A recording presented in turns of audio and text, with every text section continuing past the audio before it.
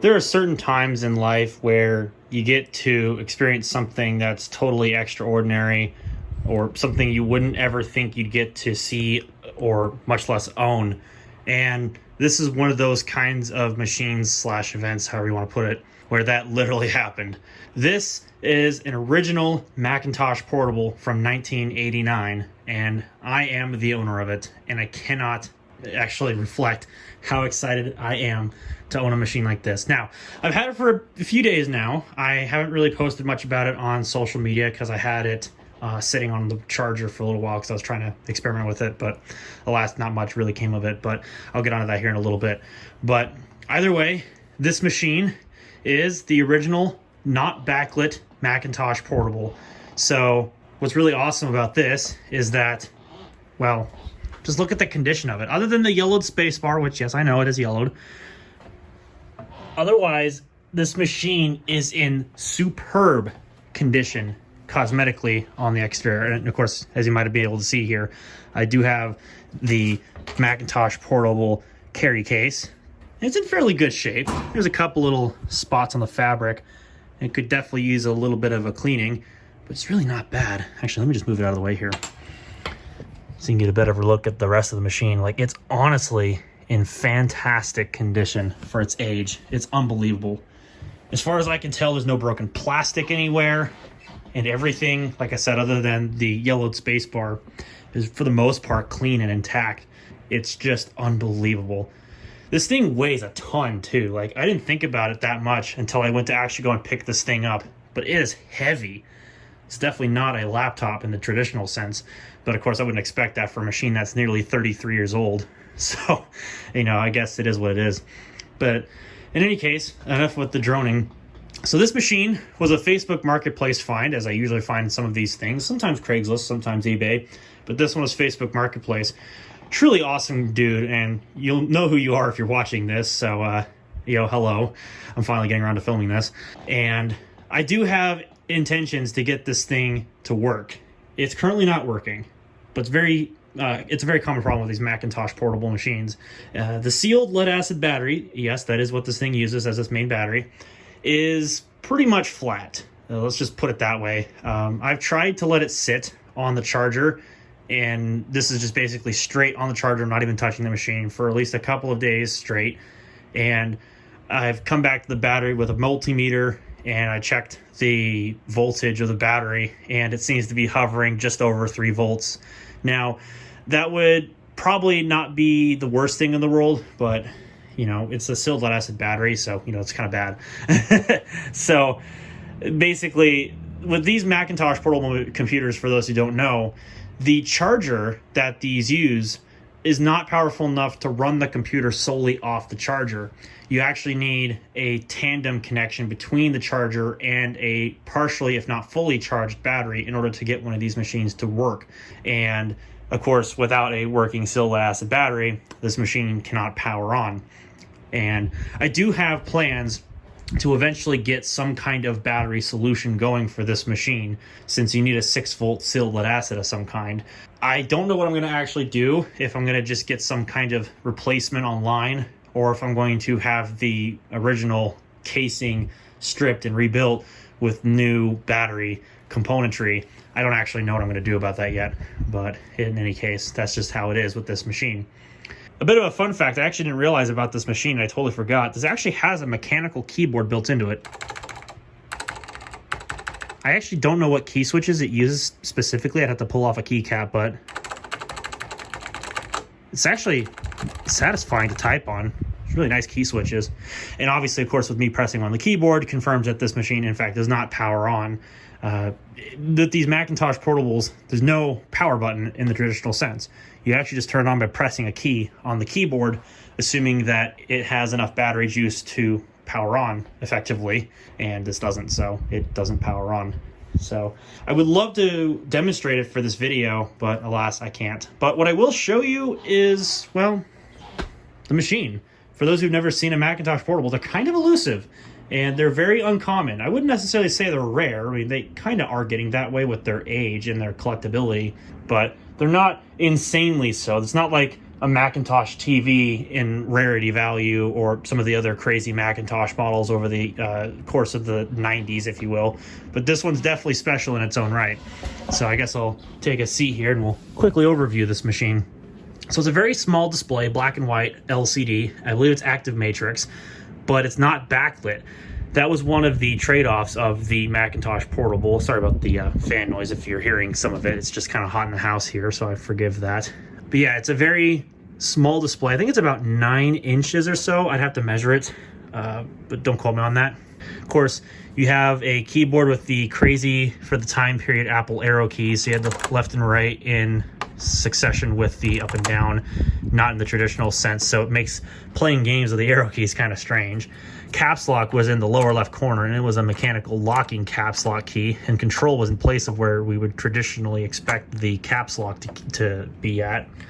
And there's no function keys on the top either. You do get a trackball with a single mouse click button with a lot of travel, actually, surprisingly so. And the lid catches go inside of those slots there. Now, on the right-hand side, as you can see, well, kind of, let me get the camera in position. There is the 1.44 megabyte super drive, which is what they called it at the time. It's a 3.5-inch floppy disk drive. On the left-hand side of the machine, you do have your reset and interrupt switches, and I believe this toggle switch does something to that effect with those switches, if I'm not mistaken. And then over on the back, you do have, let me see if I can get this in focus here. You have 2 tabs that'll open up this back cover. And of course, this is over 30-year-old plastic, so you gotta be really gentle with it if you do wanna open it. But you do have the power socket there. You do have a headphone output or a speaker output. Then you have serial modem and serial printer jacks, as well as your ADB connector. I believe that breakout plug there is for the PDS slot inside the machine if it has some kind of external port. Don't quote me on that though. Kensington Security Lock sits next to that. You do have a SCSI port there for external devices. You have the old-fashioned external floppy connector, and interestingly, there's a DB15 video output port. Now, I don't believe that is VGA. I believe that's just a smaller version of the same, like, Apple video standard or something like that. I would have to look that up to be sure.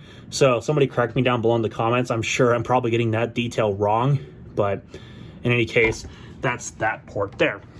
And that basically wraps up everything about this machine. And I don't have anything like every Mac or Mac Tracker pulled up or anything like that, so I can confirm the specifications. You could probably search this machine online and get that information if you're so interested in it. But that's my quick overview of it in any sense. Now, inside the bag, I do have a couple of pieces of literature, and we'll check that out shortly.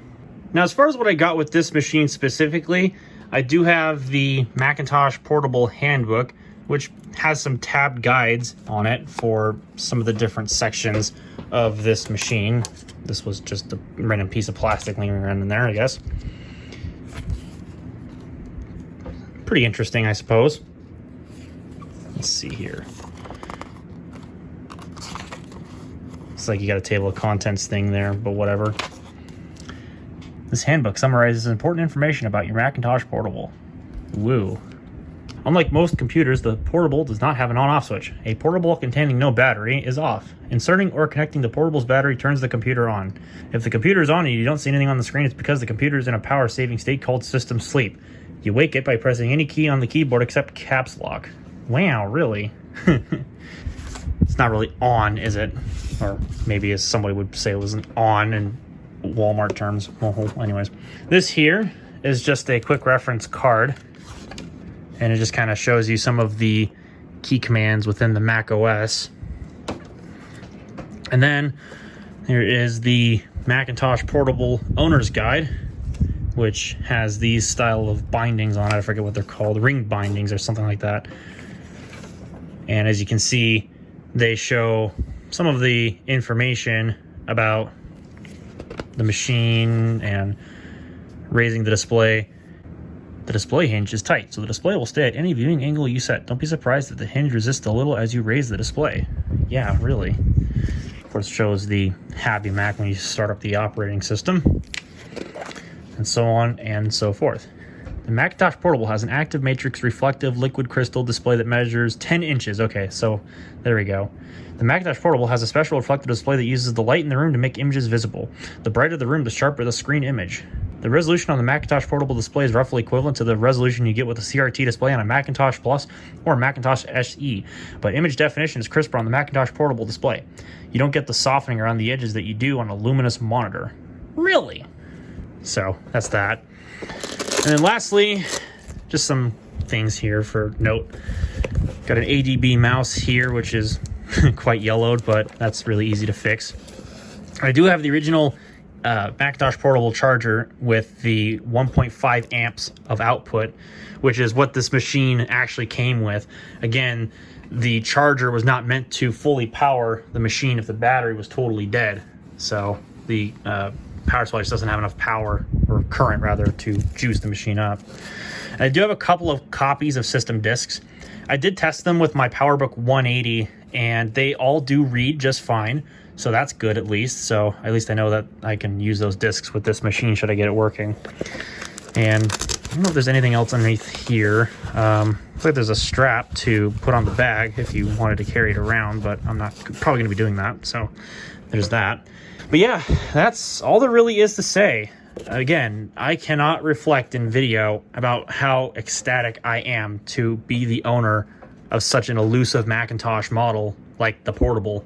Now, it is going to require a bit of work, and I do plan to get a replacement battery in time for the 6-volt, thing. I tried to word it, didn't even do it right. It's a Friday afternoon, or I'm not done with work. It is what it is. So, yeah, do expect in the future I am going to get this thing working, because I am very curious to see how this machine is going to work and what's left on the drive, if it even still works for that matter. But until then, that's probably as good of a teaser as I can ever do. I could probably do a better one if I wasn't like really tired and having just drove home, but it is what it is. So stay tuned for the future of this machine. It's definitely not going anywhere other than around the house here. So with that having been said, if you like what you saw, well, then you know what to press. If you didn't like it so much, well, then you also know what to press. Get subscribed down below and click the bell so you don't miss when I upload videos about this machine or perhaps any other videos that I make. And with that having been said, thank you all very much for coming to watch, and I will catch you all in the next one.